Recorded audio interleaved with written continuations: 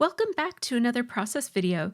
I'm Tracy, also known as MercyTiara, and today I'm using another pattern paper background again and revisiting some of those 4 tips from the last video to make the most of it. I'll be also talking about what to do when you make a mistake on your layout and sharing my tricks for mixing different styled embellishments so that they work together beautifully. I'm using the Cuddle Up kit today from MercyTiara Kits, and I'm starting by matting my photo. It's a vertical photo, and I'm matting it with a piece of pattern paper from the kit. I'm using the brown pattern paper that has a polka dot on it, a multicolored polka dot, but you can just see the little tiny edges of it, and I really like how it looks with that. I am using this gorgeous Maggie Holmes pattern paper as my background, and so I will be revisiting those tips as I mentioned in the last video, which will be linked in the playlist for this one. I did talk about my 4 tips for working with a busier pattern paper background. And the first one was to make sure that you put some bold structure in your layout. And I'm going to be doing that today in a few ways. I'm going to be outlining to add some boldness to the structure of the page. I'm also going to mat the entire page on a piece of plain cardstock, which will give it some structure. And I'm going to do a few other things along the way too, which I will point out. I'm going to start with this pink cardstock from the cardstock add-on for the Cuddle Up kit, and I am going to start by gutting it because I am going to use this for the mat that will go all the way around the outside of my layout, so I don't want to waste the paper on the inside. Now, this is that beautiful Maggie Holmes pattern paper. It is a very busy pattern. I'm going to cut 1/2 inch off of 2 adjacent sides. That's going to give me a total of 11 by 11 inch square, which I'll be able to mat on this with a 1/4 inch border. It's actually 11.5 by 11.5. Which gives me a 1/4 inch border all the way around. Now, here is what I'm doing to add a little bit of boldness to the structure of this, which is I'm just using my black pen to outline. I'm also going to pull up the edges of this just to give a little bit of lift around the outside edges. That's going to cast a very subtle gray shadow around the edges and just give it all the more structure. I am using one of the tips from my last video, which was to use a lot of, or at least some, white space or negative space on your page. So I'm going to be using this piece of cardstock instead of a piece of pattern paper here. This gives the eye a little bit of a place to rest, which is important when you are using so much pattern. Now here's my mistake. I did cut that paper in half and I really wished that I hadn't. I'll get to a point where I have regrets and I will tell you what that is. So we'll hold off on talking about that mistake for a minute. But in the meantime, I'm outlining this one as well. Another tip in my last video about using pattern papers as a background was that combining pattern papers can give you a little bit of relief from the intensity of one particular pattern. So I am using 2 patterns here, and I do like to mix them up so that I have a geometric with a floral or a polka dot with a floral or a stripe with a floral or something like that. I do like to have a floral as one of them because I'm partial to florals, but you can mix it up in different ways too. It's also a good idea to use different scales. So you can see that my floral has quite a small, tight scale to it.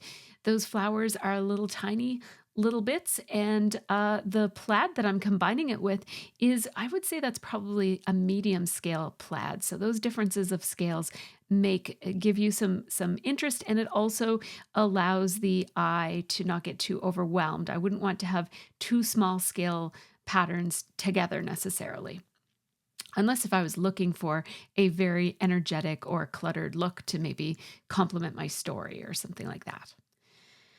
I am lining up my letter stickers here. These are the letter stickers that came in the Cuddle Up kit.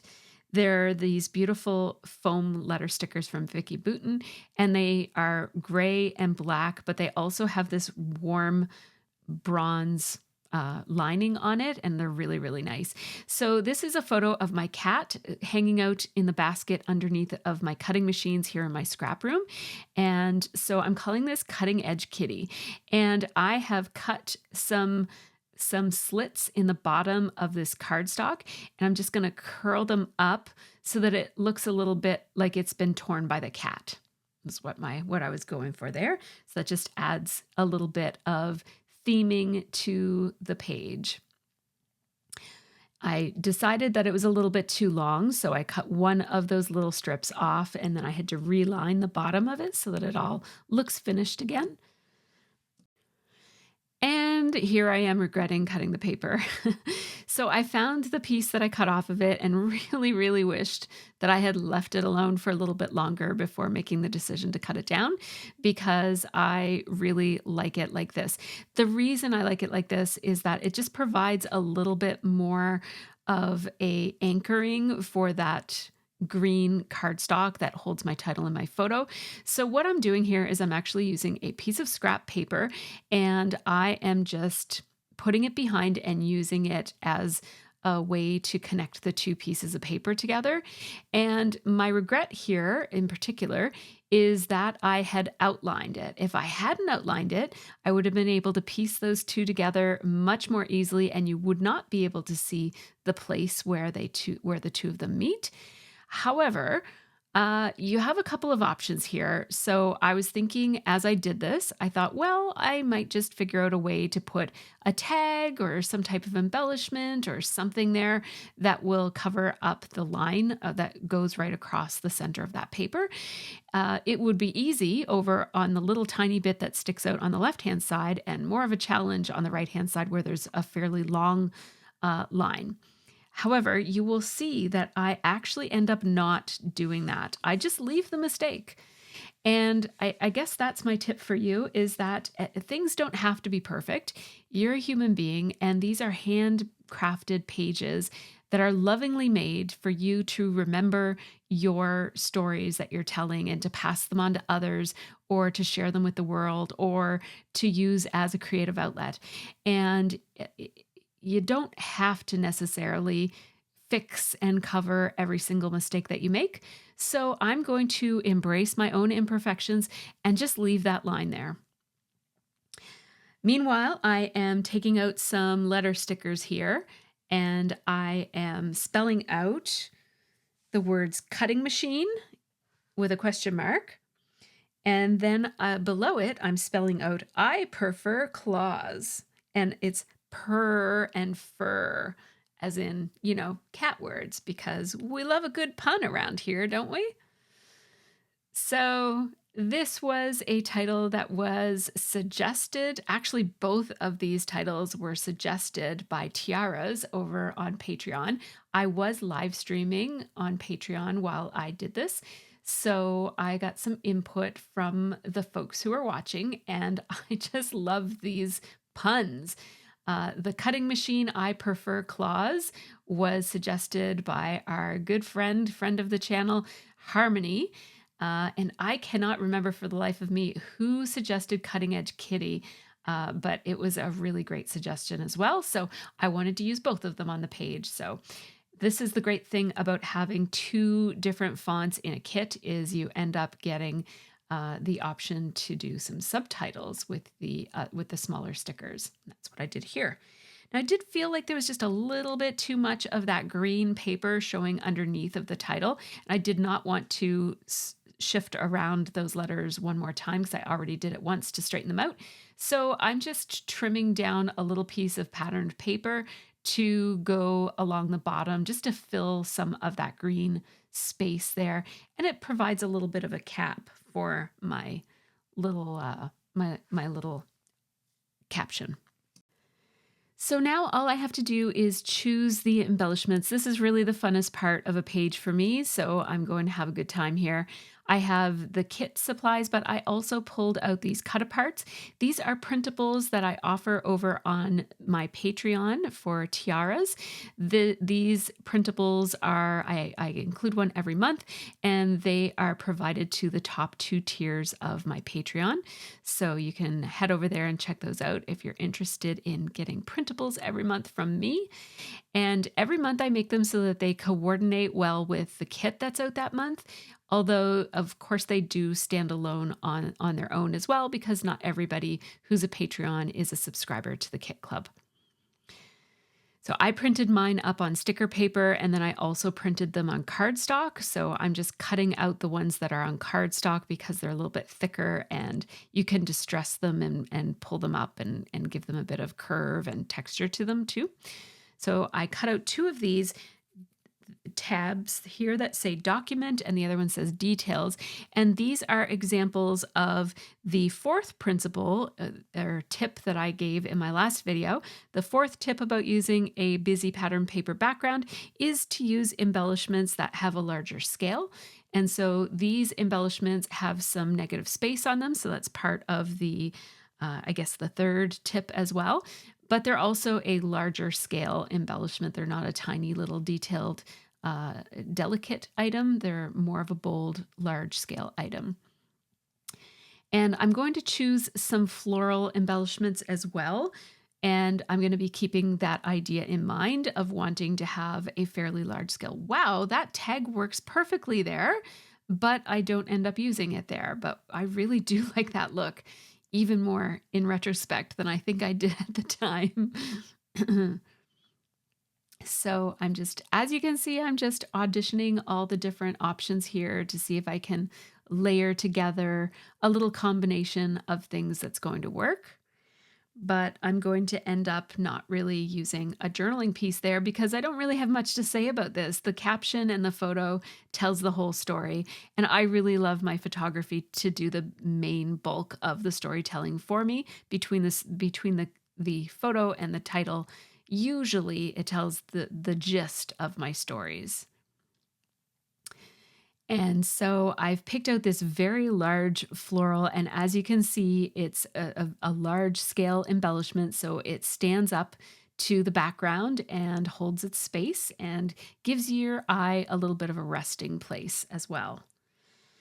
It doesn't have quite enough leaves with it, so I'm going to put a few extra leaves just tucked in behind. And that just fills it out a little bit and makes it look a little bit more interesting.